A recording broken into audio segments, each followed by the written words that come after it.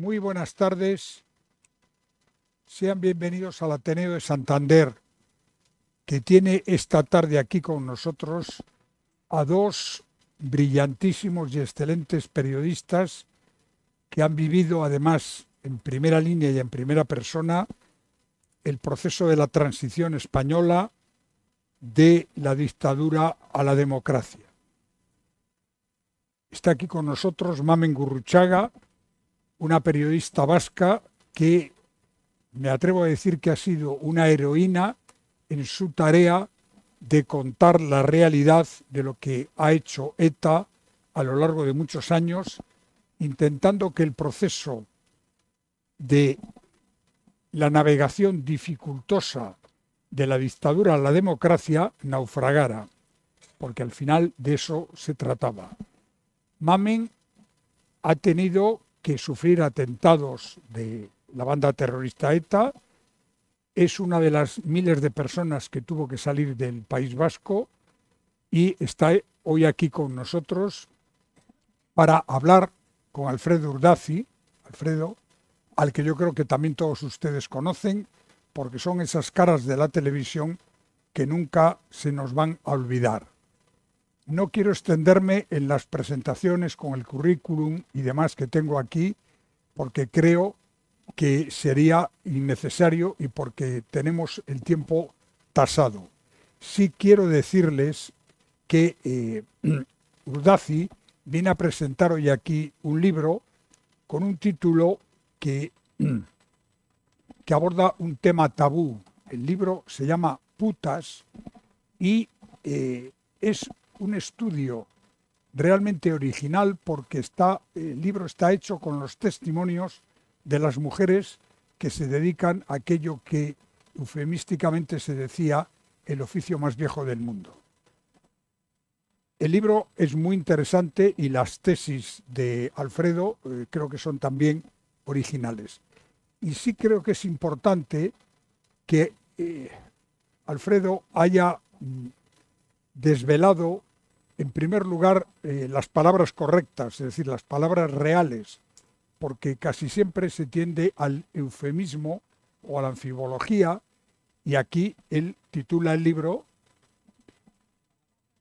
exacto, palabra puta, que dicho aquí en un entorno casi académico, pues puede resultar chocante. Pero creo que, como ya dijo Gramsci en su tiempo, o más adelante Umberto Eco, el lenguaje es fundamental y si intentamos eliminar las palabras o cambiarlas por otras inadecuadas, lo que hacemos es ocultar el problema y de lo que se trata es de abordarle. No me enrollo más, únicamente decirles que el libro se está vendiendo en la entrada y que al final estoy seguro que Alfredo estará encantado de firmar ejemplares a aquellas personas que lo deseen. Y termino simplemente saludando a los que nos están viendo a través de esta transmisión en streaming y a ustedes recordarles que por favor apaguen los teléfonos móviles. Y a partir de ahora, Mamen, tienes la palabra. Y el libro se titula Palabra de puta. Y es que es muy específico porque lo que hace es dar la palabra a las prostitutas. El libro está en contra de la abolición de la prostitución por varios motivos, pero yo creo que el principal es porque se está tratando, porque ayer la ministra de Igualdad ya lo dijo otra vez, o ayer o antes de ayer, de legislar algo sin contar con los protagonistas de la historia. El libro es muy valiente porque defiende la libertad de estas personas para ejercer el oficio más antiguo del mundo. Y si bien es verdad que la mayoría de las mujeres que aparecen en el libro, que son muchas, también aparece algún hombre, también aparece algún dueño de club, otra recepcionista de club, y todas dicen que trabajan con libertad, que trabajan ahí. Los motivos son variados, ¿no? Muchos, pues por ejemplo, la ley de extranjería. Tú llegas a España y lo primero que eres ilegal. Algunas que hacen, están 3 meses aquí ejerciendo la prostitución, se van 3 meses a su país, vuelven otra vez otros 3 meses como turista y están legales, pero otras no. Entonces, bueno, mientras empiezan el trámite de papeles o algunas tienen estudios, entonces de convalidar sus carreras, pues son ilegales, tienen que trabajar de la manera peor ¿Por qué peor? Porque si la contrata una señora en su casa, se aprovecha de que no tiene papeles y le paga menos. Si le contrata en un bar, pues se aprovecha que no tiene papeles y le pagan menos. Entonces, bueno, por ese motivo, otras porque necesitan enviar dinero a su familia en el país en el que están, otras tienen hijos, otras tienen marido, pero casi todas las del libro, casi todas, ejercen la prostitución libremente. La famosa, no hay cifras reales, eso es una cosa que a mí me llamó la atención, porque luego yo también he buscado en Naciones Unidas y tal cifras, y no hay cifras reales. Se calcula que hay en España en este momento entre 100.000 y 150.000 mujeres ejerciendo la prostitución. La mayor parte de ellas ejerce la prostitución libremente en casas de citas porque se sienten más seguras, porque tienen, si les pasa algo, tienen un botón como de auxilio y enseguida les vendrían a ayudar. Ellas dicen que una cosa que a mí me ha sorprendido en el libro, la mayoría dice que cuando entran en la habitación con el cliente se sienten empoderadas. Y ahí se hace lo que ellas quieren, ¿no? Pero no lo dice una, lo dicen muchas, y es algo que a mí me ha sorprendido. Y luego hay una que a mí me ha estremecido de todo lo que es la que es sumisa, ¿no? Esa me ha estremecido mucho y lo he pasado así. Luego hay otras que ejercen en casas. ¿Qué pasa con las casas? Que es probablemente el sitio donde más trata hay, que deben ser como mucho un 10, entre un 10 y un 15%.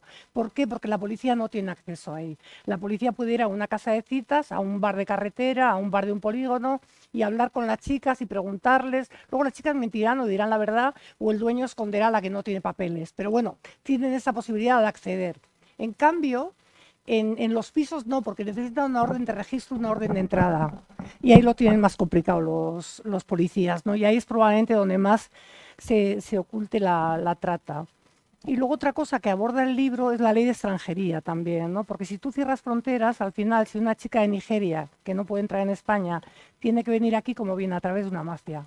Y luego la mafia le cobra 10 veces lo que vale el billete y le quita el pasaporte. Y bueno, y hay unos, eso lo he leído en el libro, lo pone, pero también en Naciones Unidas, hay 4 requisitos, no hay más, pero 4 para determinar que una chica está sujeta a trata, ¿no?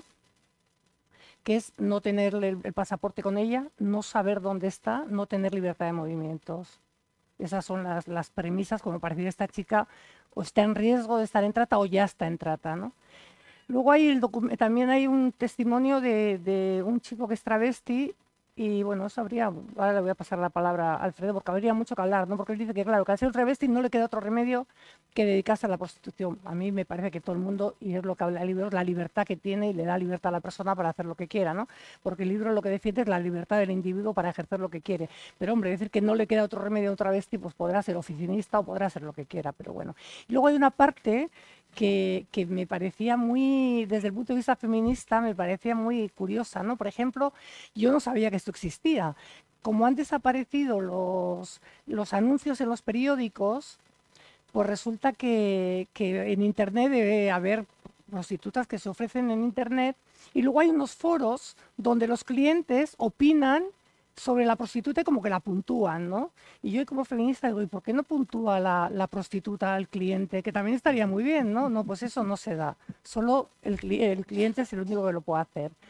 Y bueno, a mí el libro de verdad que me ha parecido súper interesante porque, bueno, descubre un mundo para mí desconocido, realmente, ¿no? Hay otro testimonio de Nacho, que es el dueño de un hotel de estos, porque las chicas, algunas trabajan en horario. O sea, hay una que da de 7 de la tarde a 7 de la mañana, otra que va, tienen como horarios, ¿no? Y entonces lo que Nacho dice que él las tiene que tratar muy bien porque son las clientas de su hotel y que si no las trata bien se van a otro hotel. Entonces que las tiene que cuidar y que las tiene que mimar, ¿no? Y eso me ha parecido tierno por parte de Nacho. Y bueno, digo que el libro a mí me ha parecido muy interesante. Quedan cosas en preguntar, que ahora le voy a preguntar a Alfredo, ¿no? Porque claro, del libro lo que sale es todas las mujeres que les ha dado la gana de ejercer la prostitución, ¿no? Otras que la van a dejar, que están ahí 2 años para hacer dinero, o sea, desde un punto de vista todo como muy profesional, ¿no? Pero lo que no sale, dice, la trata existe, pero lo que no sale, porque no las habrás podido localizar, me imagino, es ninguna sometida a la trata. Y luego, otra cosa muy importante es la hipocresía de los políticos, ¿no? El otro día, con la película Esta Ñora, que yo la fui a ver precisamente porque venía a presentar el libro de Alfredo, y bueno, tengo que ver la película a ver qué pasa, pues resulta que salió la ministra del ramo diciendo, claro, es que lo que hay que hacer con la prostitución es abolirlo, pero vamos a ver si en tu partido están todos yendo a buscar prostitutas, pero ¿qué me estás contando? O sea, los que van a votar en el Congreso para abolir la prostitución están por la noche en los prostíbulos.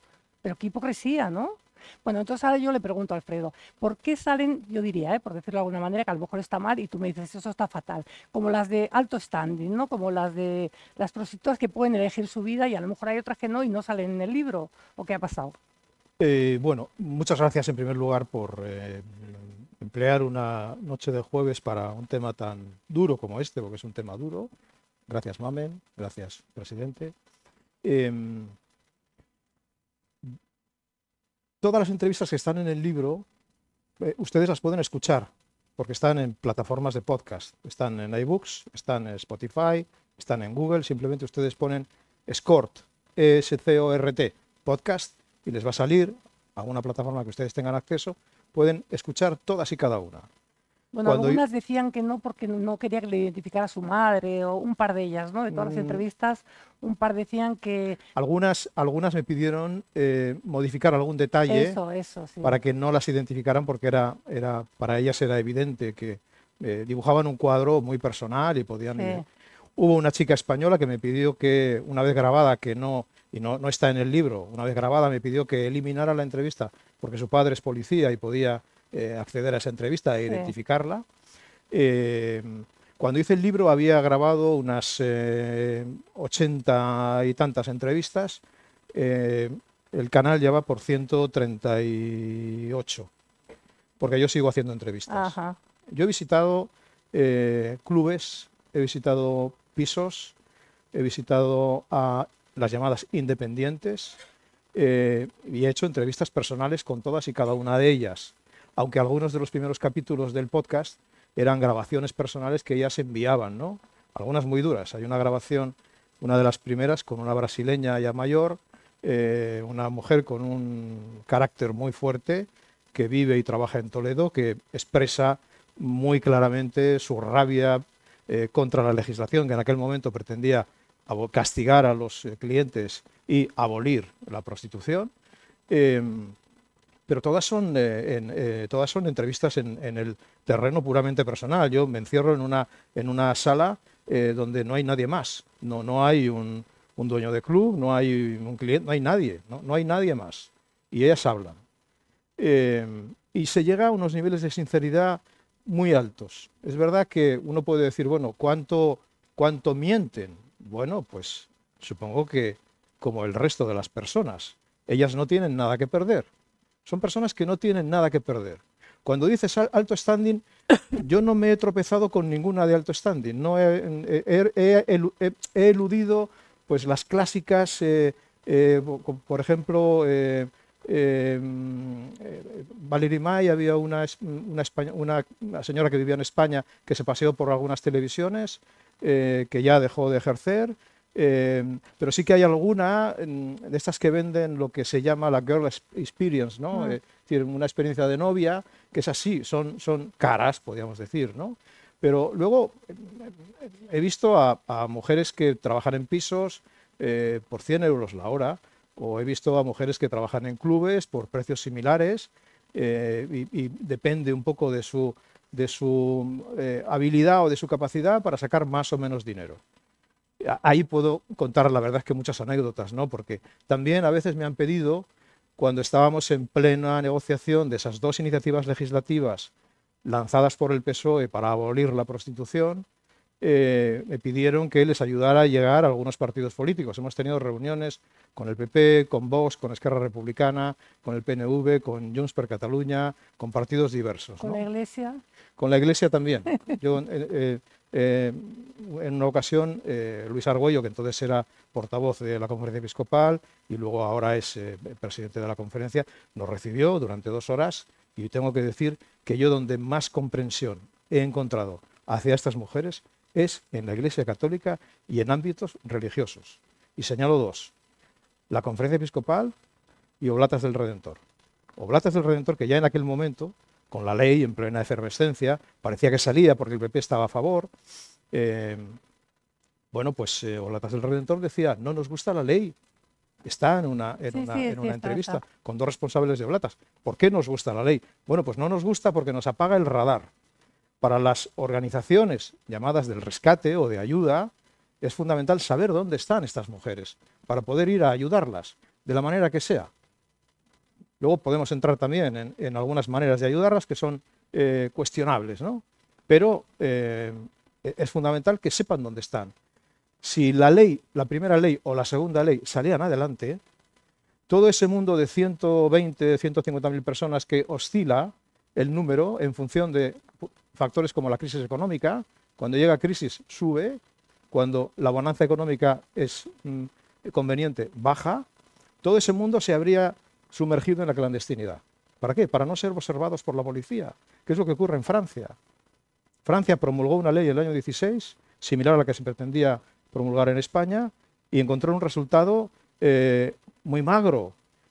Los 5 primeros años de aplicación de la ley establece que, para las que demuestren que durante 3 meses no han ejercido prostitución, una ayuda de 400 euros, pues en los 5 primeros años de aplicación de la ley francesa, solamente 139 mujeres se acogieron a esa medida. Solo 139. La delincuencia subió un 25% en los ámbitos de prostitución.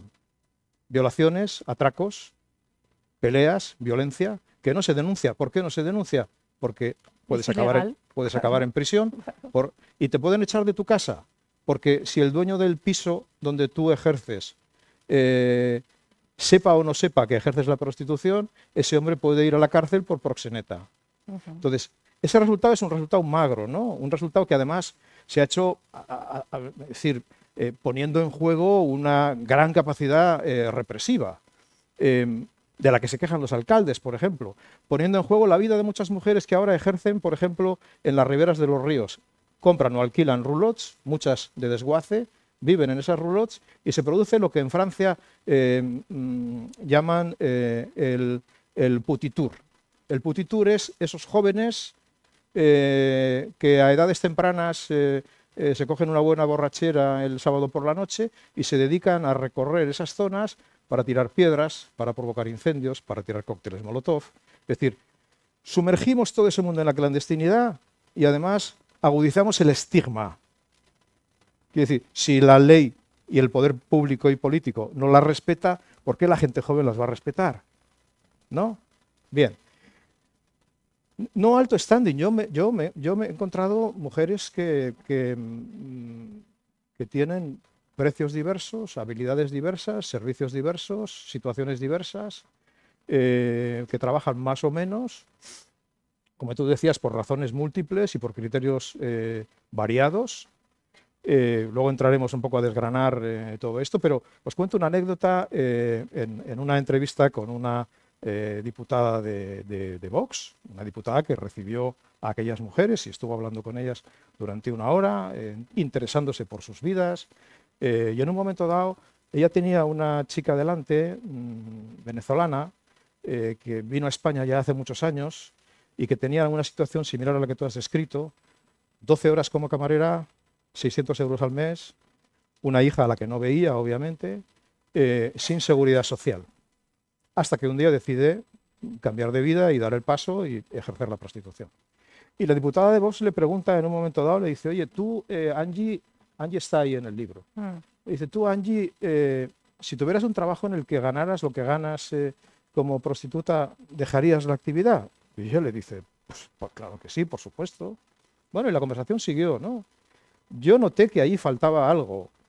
Interrumpí la conversación entre ellas y dije, mira, María, diputada de Vox, a la pregunta que le has hecho le falta otra pregunta más. ¿Cuánto ganas como prostituta? ¿Cuánto sacas al mes? Y Angie le dijo, bueno, pues entre 5 y 6.000 euros al mes. Pues, señora diputada, señoría, ¿hay algún trabajo que esta señora pueda ejercer mañana para dejar un trabajo que no sea como el de Jessica en una empresa pública? Esa sería una buena manera de acabar con la prostitución. Pero claro, no la admitiríamos como contribuyentes, ¿no? Y moralmente tampoco. Bueno, entonces se ha acabado el debate, ¿no? No hay... Entonces, hay una razón económica, hay una razón de estrategia económica. Son mujeres que han venido... hay una pregunta siempre que sale en estos foros que es ¿por qué casi todas las que aparecen aquí son venezolanas, colombianas, mexicanas, africanas, brasileñas, pues por una razón muy sencilla. Las españolas están en Suiza. Sí, porque tienen seguridad social y de todo. Sí, El sí. 70%, eso lo ha investigado Carmen Sí, Meneses, sí. que es una investigadora que también aparece en el libro como Sí. antropóloga, ha investigado en el terreno, en Ginebra, y ha llegado a la conclusión, y ahí es fácil saberlo porque hay ONGs y el propio Estado, cuando las prostitutas llegan a Suiza, tienen que registrarse. El 70% de las que ejercen en Suiza son españolas. ¿Por qué? Por una razón muy sencilla, cobran 4 veces más. Pero además tiene seguridad social, Tiene tiene seguridad de todo, social, tiene una claro. serie de derechos, hay zonas donde no pueden ejercer, y luego además se produce una protección del Estado. ¿Hasta qué punto? Bueno, pues hasta el punto de que cuando un cliente no quiere pagar, esto me lo cuenta, no está en el libro, está en un podcast posterior, me lo cuenta una chica canaria que estuvo trabajando mucho tiempo en Suiza. Ella tuvo una noche, una fiesta con otra colega y un cliente. Cuando llegaron las 7 de la mañana, pues la cuenta en Suiza, imagínense ustedes cómo sería, de 8 horas de servicios, más el alcohol, más, en fin, lo que hubiera allí, ¿no? El cliente no quería pagar. Bien, entonces ellas llamaron a la policía llegó y le dijeron al cliente, o usted paga ahora mismo lo que debe por lo que ha consumido, o pasa la noche en el calabozo, con el consiguiente conocimiento de su familia, de que se ha gastado usted aquí 9.000 euros en una noche. No, usted verá. Entonces aquel hombre le acompañaron a un cajero, sacó dinero, volvió al club, pagó a las señoras y se fue a su casa. Esto es Suiza. Bien. Luego podemos entrar en el debate si está bien, está mal, debemos hacer esto, no debemos hacer lo otro. El libro a lo que va es a hacer pensar y reflexionar sobre... La gran pregunta es, ¿qué hacemos con la prostitución? Hoy es alegal. Tenemos mujeres que vienen a España, a veces con visado turista para 3 meses, otras entran en España como trata. La trata es traer a alguien aquí para ejercer, y luego hay la explotación sexual. Son 2 cosas diferentes, trata y explotación sexual. Yo he conocido, hay entrevistas con mujeres que han venido por trata y luego han seguido ejerciendo con toda su libertad de entrar, salir, subir y bajar. Bien. Son mujeres que efectivamente, muchas las que vienen de América no tienen permiso de residencia, pasan mucho tiempo, pasan 2 años, 2 años y medio, 3 años, 3 años sin tener papeles, con lo cual acaban en situaciones de explotación. La segunda razón por la que, la primera razón por la que eligen la prostitución es económica, puramente económica, es una estrategia económica. La segunda es flexibilidad. Muchas que son madres dicen, si yo trabajo 14 horas cuidando personas mayores, o como camarera, o limpiando casas, gano 600, 700, 800 euros y no veo a mis hijos. Hay una que yo les invito a que la escuchen, que se llama Pamela, tampoco está en el libro, que es psicóloga clínica. Es una mujer que ha trabajado como psicóloga clínica en Ecuador, absolutamente demostrado su experiencia. Y además tiene una entrevista en la que ella hace una gran reflexión sobre algunos aspectos muy curiosos del mundo de la prostitución. Luego podemos entrar en ellos. Y ella dice, bueno, yo vine a Barcelona, estuve trabajando de lunes a domingo cuidando personas mayores, sacaba 800 euros al mes y no veía a mis hijos. Y tiene un hijo con autismo y por tanto con necesidades especiales, ¿no? Entonces hago este trabajo, me cuido, no recibo a todos los clientes que podría recibir porque me quiero cuidar, porque es un trabajo que, como dice Eva, la sumisa, te destroza, las destroza, eso es verdad. Pero tengo dinero, puedo tener proyectos, hay muchas que tienen proyectos. Yo les pregunto, ¿hasta cuándo estás aquí? Yo tengo una meta, comprar una casa, poner un negocio, pagar los estudios de mis hijos. Encontré en Granada una señora, hace unos meses, antes de Navidad, una señora de 50 y pocos años, que llevaba en la prostitución 20 años, americana. Esta mujer vive en Valencia y trabaja en Granada. Pasa 15 días en Granada, vuelve a Valencia, está unos días. Su gran orgullo es que su hija está a punto de terminar medicina y su hijo ya ha terminado derecho. ¿Los hijos saben algo? No saben nada. No saben nada. Ella lleva una doble vida. Carga con eso. ¿Por qué tiene? Entonces, todo este mundo te pregunta, bueno, ¿y esta ley va a resolver nuestros problemas? ¿Nos van a pagar la universidad de nuestros hijos? ¿Van a pagar las medicinas de papá? Hay un caso que para mí, yo lo llevo siempre en el corazón y además se convirtió en alguien familiar en mi casa, que es el de Ángela, una chica peruana que llega a España a terminar Derecho. Su padre, médico en Perú. Médico en Perú es poquita cosa, ahí es mucho, aquí no es nada. Esta mujer tenía un novio en España, peruano, y va a Majadahonda, cuando llega, va a Majadahonda a verle para darle una sorpresa. Sabemos lo que pasa cuando quieres dar una sorpresa a tu novio. La sorpresa te la llevas tú. Ese día se lleva la sorpresa de que el novio la rechaza, la desprecia y le dice, contigo no tenía vida y aquí tengo otra señorita con la que sí tengo vida. Bien. Ella se queda en Madrid con una maleta de 30 kilos y 20 euros en el bolsillo. Cuando llama a casa le dicen que papá le acaban de descubrir un cáncer terminal, la madre entra en una depresión profunda y el hermano tiene que salir de la escuela porque no pueden pagar su educación. Y Ángela decide entrar en un mundo que desconoce absolutamente, no sabe cómo se hace, no sabe cómo se organiza, no sabe cómo hay que poner anuncios, no sabe. Y cuando ella ha ido a reuniones con la conferencia episcopal o con los políticos, les ha dicho, bueno, y en aquella situación de vulnerabilidad, obviamente, no hay nada que esconder, ¿algún poder político, público, me habría resuelto el problema de pagarle la morfina a mi padre durante todo el tratamiento? Porque en Perú no te dan morfina en la seguridad social.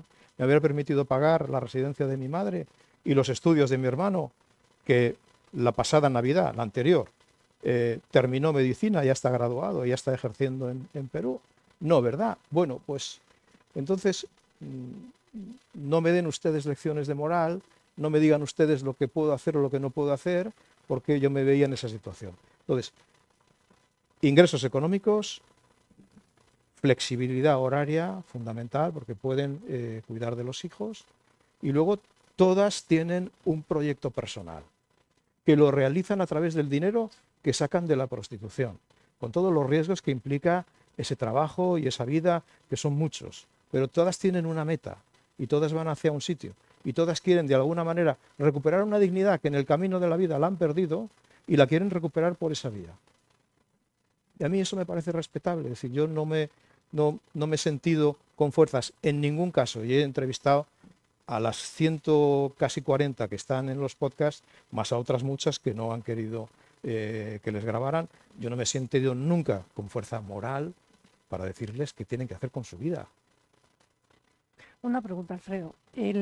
La mayoría, por los que cuentan el libro, a muchas les gustaría acabar con un señor y formando una familia. Otras lo han hecho y han acabado hasta el gorro del señor, porque uno mitifica lo de la pareja, pero luego la realidad es que el día a día es complicado, ¿no? Y han vuelto otra vez. Eso por un lado. Y la otra pregunta es, ¿hay estudios hechos que si estas personas tuvieran seguridad social, pagaran sus impuestos? Claro, tú has dicho, gana 5.000, no, gana 10.000, porque no paga impuestos, está ganando el doble. Correcto, si estuviera en un trabajo, la mitad se la llevaba la señora Montero. Entonces, ¿por qué el Estado renuncia a legalizar todo esto y a llevarse 2.400 millones en impuestos, que es el cálculo hecho? Vale. La primera pregunta era, perdona, que la ilusión que les hace a todos eso de me quiero casar, tener familia, pero que algunas lo han hecho y han acabado hasta el gorro. Bien. Sí, Angie, por ejemplo, dice, se casó, tuvo una hija, y dice, aquel hombre me trató peor que cualquier cliente. Claro, por eso lo decía. Sí. Eso es una cosa bastante frecuente, ¿no? La mayor parte han perdido la fe en los hombres, absolutamente. O sea, no, por eso algunas que todavía se siguen o se han enamorado de... Vamos a ver, he visto de todo. He visto prostitutas que se han casado con su jefe, con el dueño del club. He visto prostitutas que se han casado con un cliente. Algunas les ha ido mal, a otras no les ha ido mal. Pero he visto mucho escepticismo, ¿no? ¿Por qué? Porque ellas te cuentan cómo los clientes vienen... la mayoría casados. La mayoría casados, hacen lo que no pueden hacer en casa o no se atreven a hacer en casa porque no lo quieren plantear o no lo quieren hacer en casa. Hablan con sus mujeres. Ayer mismo me contaba una en un chalet de Madrid cómo un cliente suyo, pues una vez desde la propia habitación no tenía dinero y le estaba pidiendo a su mujer que le hiciera un bizum, y tenía a la señorita allí sentada al lado. Vienen con todo tipo de fantasías, algunas espeluznantes, ¿no?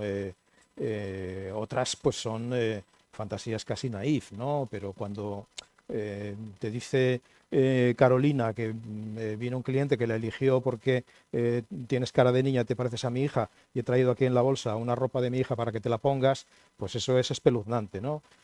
También uno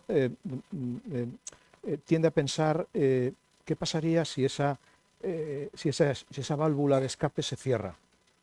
¿Qué pasa si esa válvula de escape se cierra, ¿no?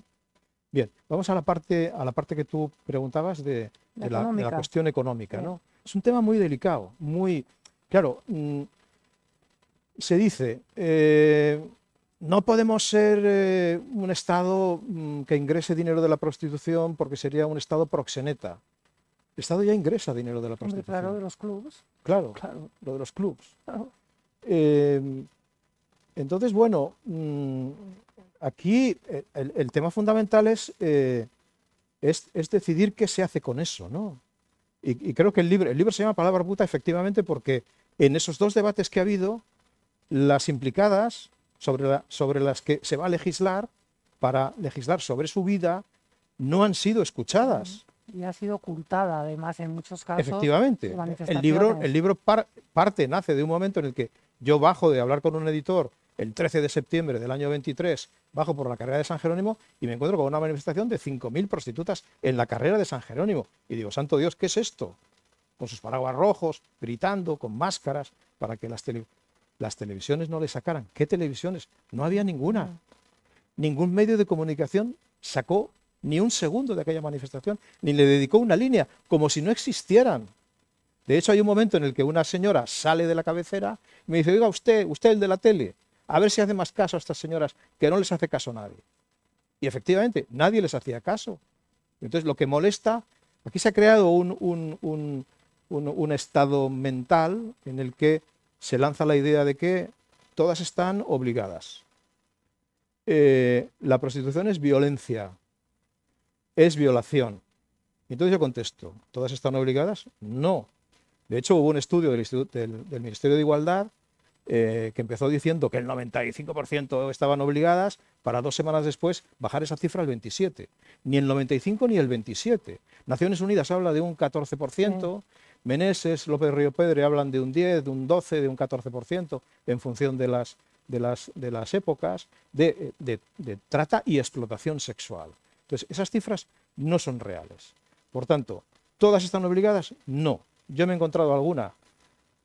Me encontré una en un club de Madrid, en el Flowers, que está en la carretera de La Coruña, que me dijo, a mí me obligaba mi marido. ¿Sale en el libro? Sí, sí. ¿Y qué hiciste? Dejar a mi marido. Claro. Y luego seguir en el trabajo, pero para mí. Claro, entonces, obligadas no. Violencia. Yo no me he encontrado violencia, me he encontrado situaciones muy regladas, muy pactadas. Las mujeres pactan antes de todo. ¿Qué van a hacer? ¿Qué no van a hacer? ¿Cuánto van a cobrar por lo que van a hacer? Y si hay algún momento en el que el cliente se desvía porque busca otro placer o quiere algo más arriesgado, paran la relación o tocan, como dices tú, el timbre del pánico y viene un tipo de seguridad, cogen a aquel tipo y lo sacan por la ventana. Entonces, no. Violación, hombre, vamos a ver, si fuera violación, los legisladores que quieren abolir la prostitución pedirían penas de violadores para los clientes y no lo hacen. Es decir, ni ellos mismos se creen esa mentira. Es absolutamente falso. Hay una pregunta delicada. Yo pregunto cosas... primero, pregunto lo que quiero. Y segundo, pregunto cosas delicadas. Yo he preguntado a las prostitutas, hay muchas que son muy creyentes. Muy creyentes. Vienen de América. Unas son cristianas católicas, otras son cristianas protestantes. Hay una que no está en el libro, venezolana, que tiene, como le explicó Argüello, mantiene un centro de acogida de niños huérfanos en su barrio de Maracaibo y lo paga ella con su dinero.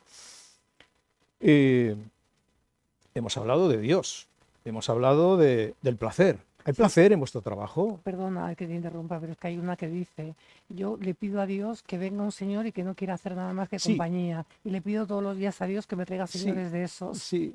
esta es, yo creo que se llama Carolina, con su nombre de guerra, y esta era muy brava, ¿no? Era una empresaria colombiana que fabricaba pantalones vaqueros, divorciada, con 2 hijos ya mayores, y se había quedado en la ruina por el COVID, le pilló ahí debiendo dinero a proveedores sin que los clientes le pagaran, atrapada y arruinada. Y se viene a España con 40 y largos años. Y era muy graciosa porque cuando yo le preguntaba por esto de la violencia y de la situación dentro de la habitación, me decía, mira, un hombre ante la expectativa del placer es lo más fácil de manejar del mundo. Sois débiles mentales, me decía.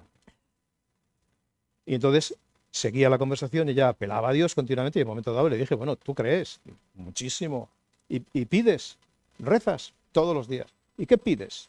Pues pido por mis hijos y por mi exmarido, que es un gilipollas, pero es el padre de mis hijos. Digo, pero pedirás algo para ti. Dice, claro. Dice, pido a Dios que me mande esos hombres que están a falta de cariño y les sobra el dinero y que me lo den a mí todo sin necesidad de mantener relaciones sexuales, porque a mí no me gusta follar, me decía. ¿Y Dios? Dice, Dios me manda de esos 4 o 5 todos los días. ¿Qué habilidad tendría aquella señora para torear al sujeto, bailarle, contarle 4 cosas, acariciarle el cogote y ya se ha terminado la hora, ya me has pagado, ya te puedes ir? Esa es yo he presenciado alguna escena de 2 mujeres en un club desplumando económicamente a un sujeto que en principio había ido allí a tomarse una copa y a nada más, y no quería subir, y acabó subiendo y pagando todo lo que... Entonces, es una experiencia que contrasto con gente que sabe muchísimo más que yo, como José López Río Pedre, 25 años de investigación, o Carmen Meneses, 25 años de investigación, en todos los ámbitos, trata, explotación, en las cárceles, con gente que ha tenido penas por esos delitos, que son absolutamente perseguibles y condenables, como está en el Código Penal, y que saben infinitamente más que yo, ¿no? Son datos contrastados, no es una experiencia que yo diga, bueno, me he fijado en esto y lo anoto como algo valioso. No, yo veo que ellos han llegado a conclusiones similares a las mías. En el caso de López Río Pedre, muy llamativas, porque López Río Pedre, por ejemplo, investigó las redes que venían de Brasil y entraban por Portugal para llegar a Galicia. En Galicia y en Portugal hay mucha prostituta brasileña. Investigó las redes que venían de Rumanía, antes y después de la entrada en la Unión Europea, y ha investigado mucho las redes que vienen desde Nigeria. Y López Río Pedre lo dice, las nigerianas vienen por mafias, porque es la única manera de llegar. Pero las nigerianas le piden a la mafia, llévame a España a ejercer la prostitución. No pensemos que vienen con idea de hacer otros trabajos, no es así. Saben a lo que vienen. Saben a lo que vienen. Es verdad que luego llegan aquí, tienen que pagar un precio altísimo, les retienen el pasaporte y eso es de cárcel y perseguible de oficio. Pero yo además me pregunto, si como suele decir la policía o como suele repetir el gobierno, el 95% de esas 120, 30 o 40 o 50.000 mujeres están obligadas, ¿qué hacen la policía y la Guardia Civil? Porque tendríamos 90.000, más de 100.000 personas en situación de privación de libertad, coaccionadas y explotadas para hacer un determinado trabajo, ¿no? Yo creo que no es así, o sea, yo no me he encontrado esa realidad y he preguntado a todas las que se han sentado en la silla de enfrente, ¿tú conoces alguna que haya estado en esta situación? ¿Tú conoces alguna que haya...? Me han dicho sí, en alguna ocasión, pues en Valencia, por ejemplo, una madre árabe que llevaba a su hija de 18 años al club y cuando terminaba de trabajar la iba a recoger. Un marido que obligaba a su mujer a prostituirse para sacar dinero. Y poco más, no he encontrado más. A mí eso me llamó la atención, ¿no? Porque vamos, yo nunca me he creído lo de las Lobetamil, pero sí pensé que en el libro que saldrían algunas que se habrían conseguido liberar o que habían pagado ya las 10 veces que le cobran el billete. A ver, en las entrevistas hay una que vive en Bilbao, que además es una mujer, digamos que sale a cara descubierta, Andrea da Costa se llama, publicó un libro. Esta mujer vino desde Brasil a través de París engañada. A ella le prometen un trabajo en Francia, llega al Charles de Gaulle de París y en teoría tienen que ir a buscarla, como no aparece nadie, ella, con su colega que iba con ella, cogen un taxi y se van a un hotel de París. Y a las pocas horas aparece un tipo en la puerta, que de entrada les pega una paliza. Las mete en un coche y se las trae a España. Y ella está, lo cuenta en la entrevista, ella está durante un tiempo ejerciendo con el pasaporte retirado y para pagar una deuda. Cuando termina esa experiencia, vuelve a Brasil, pasa 3 meses y se vuelve a España a seguir ejerciendo la prostitución porque ya había conseguido pues, algún tipo de regularización, permiso de residencia o de trabajo, y veía que aquí bueno, pues, tenía más posibilidades que en Brasil. Hay un punto que a mí me ha costado encontrar, pero al final ha salido, ¿no? No es fácil. Alguna no figura en la entrevista porque me pidieron no lo cuentes. Una me dijo un día, bueno, yo sufrí abusos de niña y los abusos venían por parte del nuevo marido de mi madre. Y lo peor de todo no fueron los abusos, sino que cuando mi madre se enteró, porque se lo conté, me tachó de puta y eso provocó una ruptura muy grande en él. Entonces, cuando yo entrevisto a Pamela, esta sí está en los podcasts, no en el libro, Pamela, psicóloga clínica, Barcelona,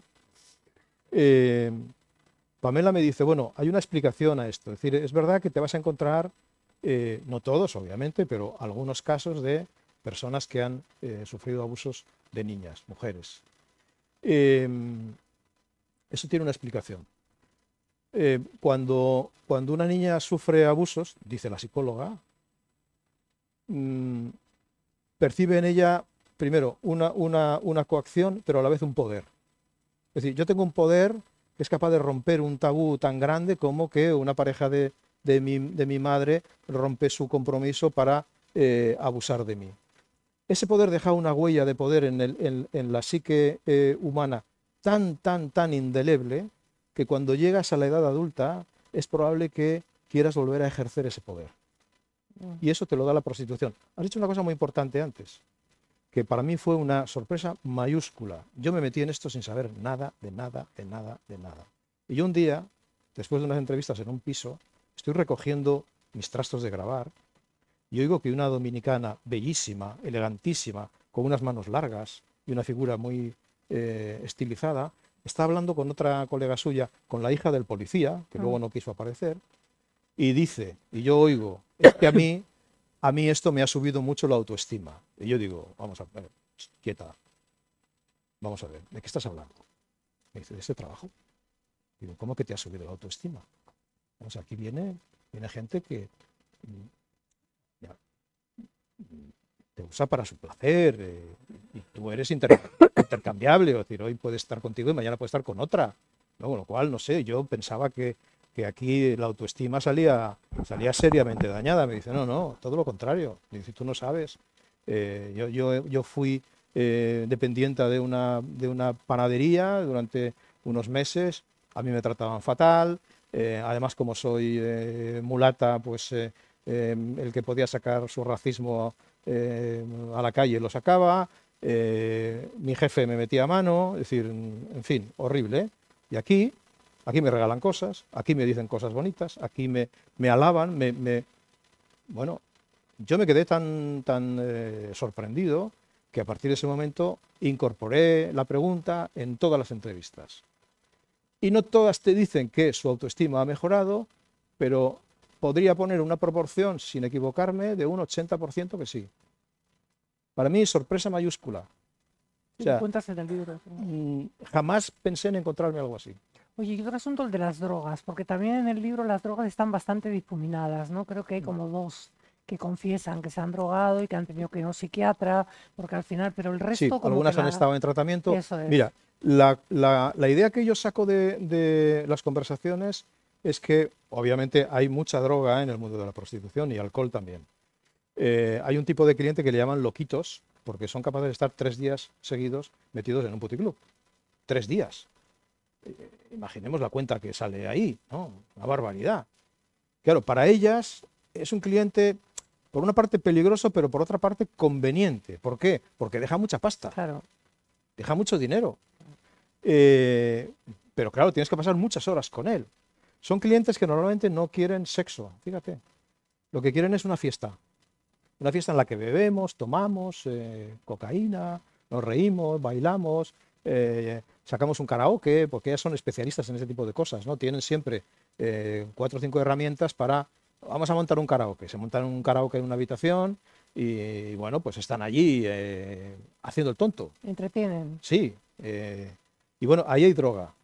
Entonces, algunas caen en la droga, porque a los clientes les gusta que ellas tomen y les acompañen en la fiesta. Algunas son muy hábiles y parece que toman, pero no toman, ¿no? Y las que son estrictamente responsables son las madres.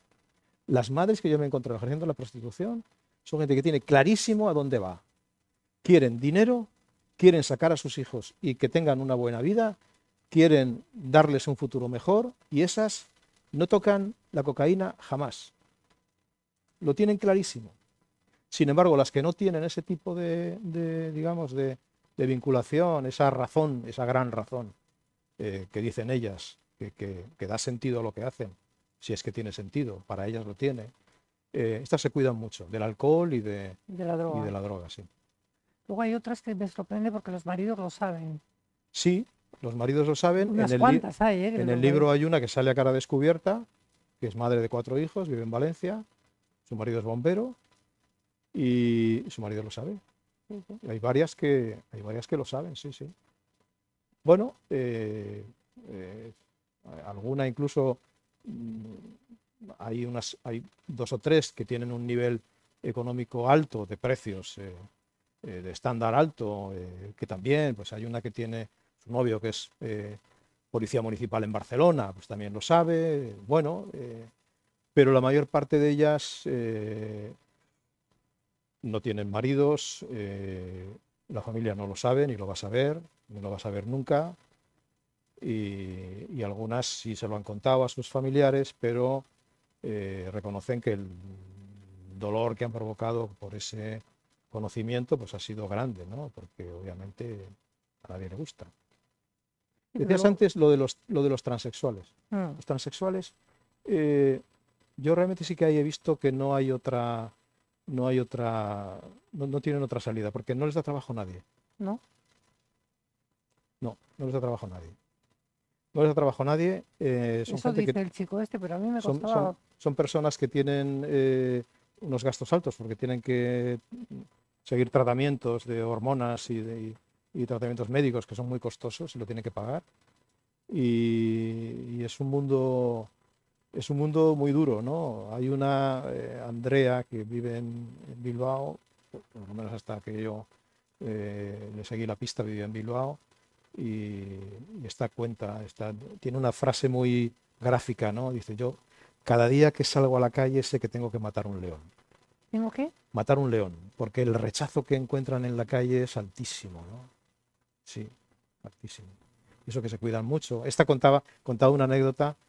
Yo un día estábamos en Sevilla viendo a diputados del Parlamento andaluz y yo la veía caminar por la calle y en un momento dado le dije: Andrea, o sea, no conozco un modelo que camine tan bien como tú, con sus tacones de aguja.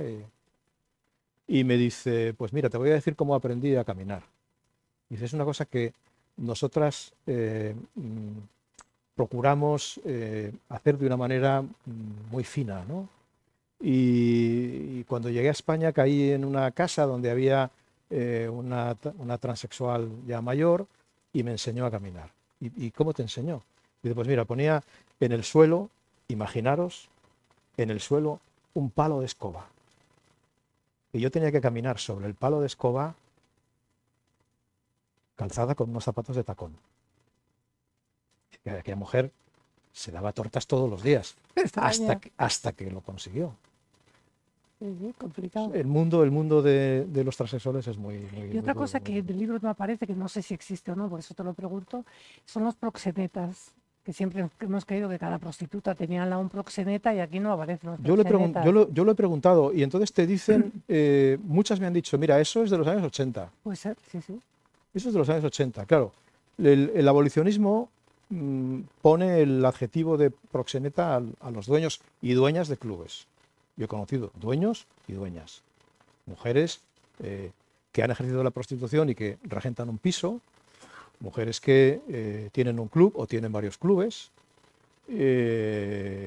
Bueno, ¿son proxenetas? Pues depende de dónde pongas la línea, ¿no? Si tú dices, bueno, todo aquel que se beneficia del negocio del trabajo sexual o de la prostitución es un proxeneta. Bueno, pues el abanico es muy amplio, ¿no? Proxeneta sería el niño que recibe una educación pagada con el comercio sexual de su madre, no lo sé. Yo me he encontrado empresarios responsables, otros irresponsables, y sobre esa figura del chulo siempre me han dicho, eso años 80, ahora no existe.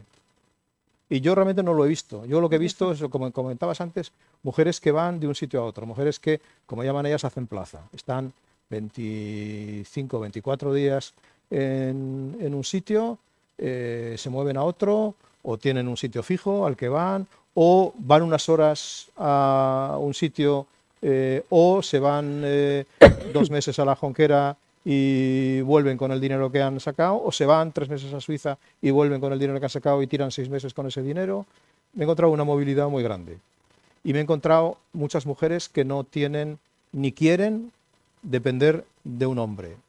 Entrevisté a una, tampoco está en el libro, pero está en el podcast, a una rusa, ucraniana, periodista, colega nuestra, que trabajaba para Microsoft en la versión rusa. Trabajaba desde España. Ganaba un dineral y llega la guerra de Ucrania. Llega la guerra de Ucrania, Microsoft cierra la edición rusa, se queda sin trabajo. Y ella empieza a ejercer la prostitución. Y esta mujer, que había estado casada anteriormente con un español, de la que luego se divorció, ella me lo dice. Ella no tiene familia, no tiene hijos, pero me dice, a mí la prostitución me permite no depender de un hombre. No quieren depender. Les da libertad, les da dinero, les da libertad, les da flexibilidad. Yo no he encontrado figuras, en los clubes sería muy complicado que existieran, ¿no? Porque las mujeres en muchos clubes, que son hoteles, viven allí. Sí. Y entonces, bueno, pues el dueño del club, otra cosa que tengo que decir, las personas más implicadas en la lucha contra la trata y la explotación, en algunos casos yo he encontrado eso en los dueños de clubes. En Madrid hay un club al que yo voy frecuentemente a hacer entrevistas, cuyo dueño, y sale ahí en ese libro, tiene la medalla de los Ángeles Custodios de la Policía Nacional y vive todavía teniendo que llevar un coche blindado y un arma en la guantera. Y porque denunció, un caso, dos casos, y le amenazaron de muerte, ¿no? Sí, sí. Y otra cosa, ya por meternos un poco en política y el lenguaje woke tan moderno, ellas se quejan, o en general se quejan de que no les llaman prostitutas, sino prostituidas por otra persona. O sea, Sí. es una oración pasiva, ¿no? Sí. Que tiene una carga ideológica tremenda. Claro, ha habido ahí una creación de lenguaje que tiene que ver con todo lo que hemos dicho antes, ¿no? Si todas son obligadas, pues claro, no lo hacen voluntariamente, sino que, y entonces no hay que llamarles prostitutas, sino mujeres prostituidas, Sí. para significar que hay alguien detrás Son que les víctimas. lleva. Luego, otro término que se utiliza frecuentemente, es despectivo, es putero para el cliente, ¿no? Bueno, de los clientes, algunos también aparecen en el libro, otros no, porque llegaron tarde. Hay uno al que entrevisté, que es cliente de una de las mujeres que aparece en el libro. Cuando leyó el libro, me dijo, yo quiero una entrevista, que es un catedrático de Economía de la Universidad Autónoma. Hay de todo, ¿no? La misma sociedad que está en la calle es la que Sí, sí, entra en claro. los clubes, exactamente la Sí, sí. misma. Otro término que se maneja mucho por el abolicionismo es el sistema prostitucional. O sea, como si fuera una especie de lager, ¿no? Y entonces exageran aquello, dicen, esos macro burdeles donde hay 200 prostitutas como carne ofrecida para la lujuria de los clientes. Bueno, sistema prostitucional no existe. Algunos han dicho, bueno, el sistema prostitucional está constituido por la asociación de dueños de proxenetas, dueños de clubes y tal. Bueno, yo La gente que he visto que son dueños de clubes son la banda de Pancho Villa. Uno va para aquí, otro va para allá, Sí, otro eso lo es... pones también, O sea, sí. no tienen ninguna concertación, ni tienen ninguna organización, ni tienen nada, porque es gente, bueno, que vive en el día a día y que va lidiando con sus dificultades, porque obviamente son un sector muy delicado, ¿no? En el que a nada que la policía encuentre un día droga o encuentre una mujer sin papeles, pues van a tener problemas. Porque la policía de oficio, cuando encuentra en un club una mujer que no tiene papeles, permiso de residencia, hace algo que yo creo que es discutible, pero la ley se lo permite. Les ofrece que si denuncian al dueño del club, te damos papeles, te damos una ayuda y te damos permisos. Y a pesar de esto, eso no se produce. O sea, cuando entran, piden papeles, bueno, pues la alternativa a que no te doy papeles es la deportación. Ah, es verdad. Entonces, yo me he encontrado a una señora en un club de Tordesillas, al lado de la carretera, que una tarde, haciendo entrevistas, me dice, bueno, yo llevo aquí una semana y tal.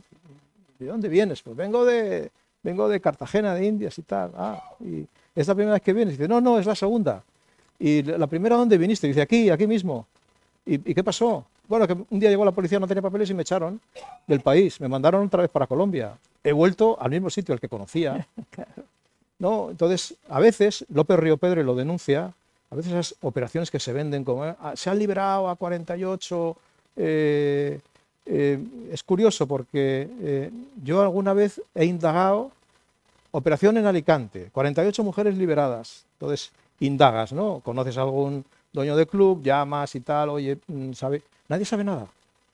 Entonces, López Río Pedro lo denuncia en la entrevista y en sus libros. Dice, muchas veces esas macrooperaciones se venden como un gran aparato de la Policía Nacional, pero el resultado real es que ha habido 20, 30 personas que han vuelto a su país, deportadas, y que a la mínima que puedan van a volver a entrar otra vez, porque saben que el futuro, su futuro les va en esto. Hay una cosa que es, Estamos llegando ya al final. poco al Sí, final de yo- esto. yo- Sí, La última pregunta quería hacer, adelante. Alfredo.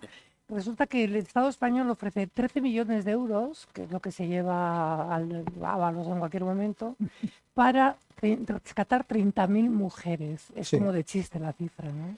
Claro, pero cuando, por ejemplo, la última vez fue el Plan Camino, ¿no? Que fueron 200 y pico millones de euros. Cuando tú pides aclaraciones o datos sobre en qué se ha gastado ese dinero, y llevamos ya por el segundo o tercer año del Plan Camino, creo que eran 4 años, hasta el año 26, ves que la mayor parte del dinero se ha empleado en publicidad, en campañas y en gastos de personal. Mamandurrias, que diría Esperanza Entonces, Aguirre. ¿a cuántas han sacado ustedes de la prostitución con el Plan Camino? Sí, a 100. Si queremos de verdad reducir el número de personas que se dedican a la prostitución, y yo estoy ahí, o sea, me parece que es un motivo suficiente como para implicarse de verdad. Hay que cambiar la ley de extranjería, hay que cambiar la precariedad de los trabajos que hacen las mujeres, para las que van los peores trabajos y los peor pagados. Hay que cambiar la flexibilidad con la que trabajan las que son madres, y hay que cambiar la convalidación de estudios, porque yo he conocido médicos, psicólogas, personas que tienen una carrera de grado medio, periodistas. Hay una periodista que no sale ahí porque no quiso, pero que vino de Venezuela cuando Hugo Chávez intervino Radio Caracas, y que en España se dedica a la prostitución, con 2 hijos mayores. Gente que no pueden convalidar sus estudios porque aquí no les convalidamos nada. Yo entiendo que un ingeniero de la Universidad de Maracaibo no es igual que uno de la Complutense o de la Politécnica de Madrid. Pero para eso hay currículos de las asignaturas que los Pero comprueben. lo que no puedes es que esta gente venga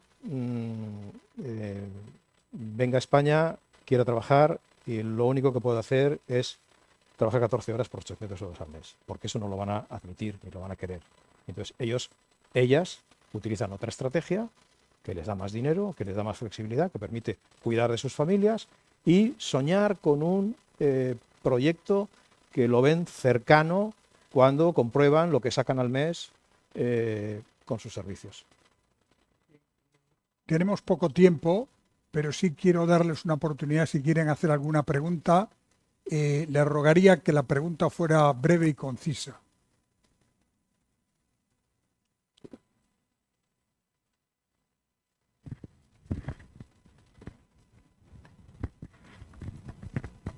Ha sido fenomenal lo que hemos escuchado, pero hay un detalle que a mí, que he leído en lo de los periódicos, lo de las estudiantes, que se dedican a... ¿Usted ha podido entrevistar a esas mujeres?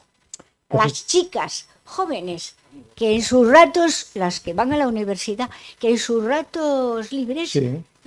Pues se prostituyen. No he conocido ninguna de ellas, sé que existen, porque Carmen Meneses, por ejemplo, me ha hablado de que ella es consciente de que en su facultad de Antropología, Universidad de Deusto en Madrid, Universidad Católica, hay algunas que lo hacen para sacar dinero.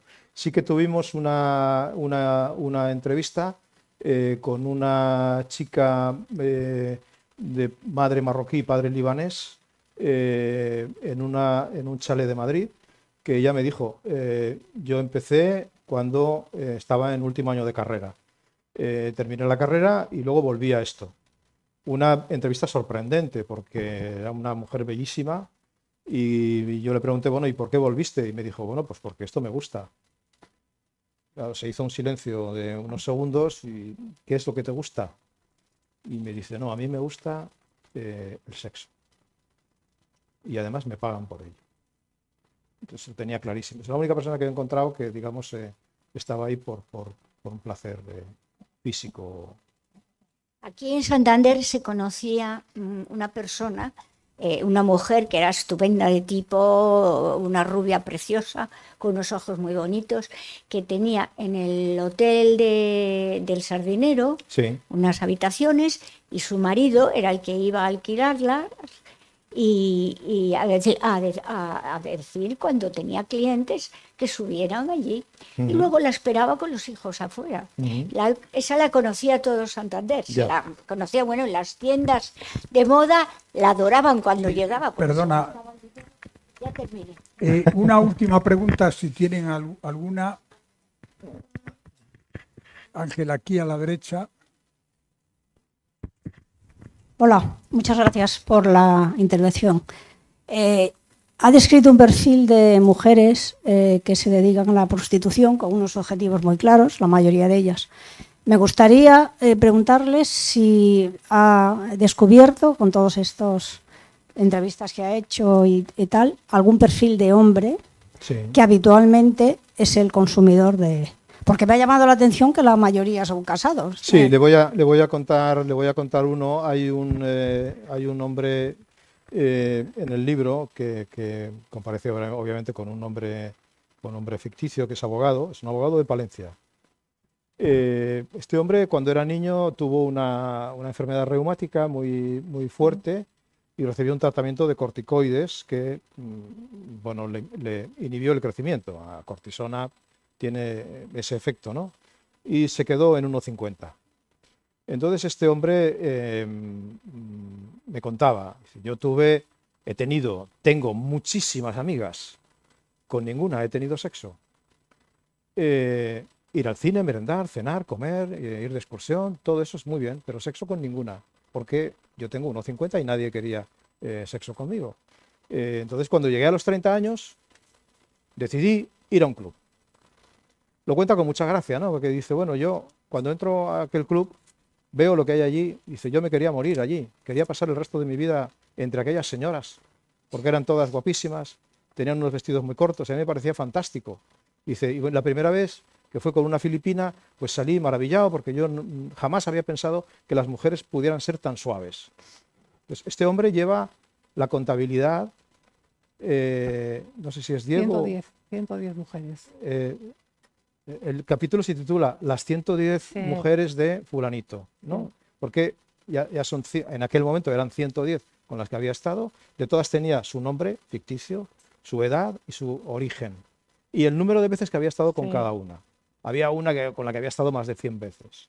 Pero bueno, o sea, este es un hombre, claro, hay un intelectual americano que era juez, Richard Ponser, juez de Chicago, que luego dio clases en Harvard y en la Universidad de Chicago, que estudia la prostitución desde el punto de vista radicalmente económico, ¿no? Nada más que económico. Vamos a quitarle digamos, la capa moral. Y él dice, la prostitución es producto de que hay una demanda por parte de los hombres, hay una demanda de sexo que excede la oferta de sexo gratis. Es que es así. Ojo, sexo, afecto, porque muchas te dicen la cantidad de hombres que van a pasar un rato, a contarle sus penas, a que me des un masaje, a que me des un abrazo y a nada más. Es otra de las sorpresas que me he llevado. Entonces, bueno, esto es lo que hay ahí. Bien, lo siento, pero hemos llegado al final. Sí decirles dos cosas. Una, el libro se está vendiendo en la entrada y ahora habrá un momento para que Urdaci pueda firmar a quien quiera llevarse el libro. Y segundo, agradecer mucho tanto a Mamen como a Alfredo su presencia esta tarde aquí, que han venido a hablarnos de este libro y de un tema que, como bien se ha dicho, está de candente actualidad. Muchísimas gracias. Muchas gracias. Espera, te pon-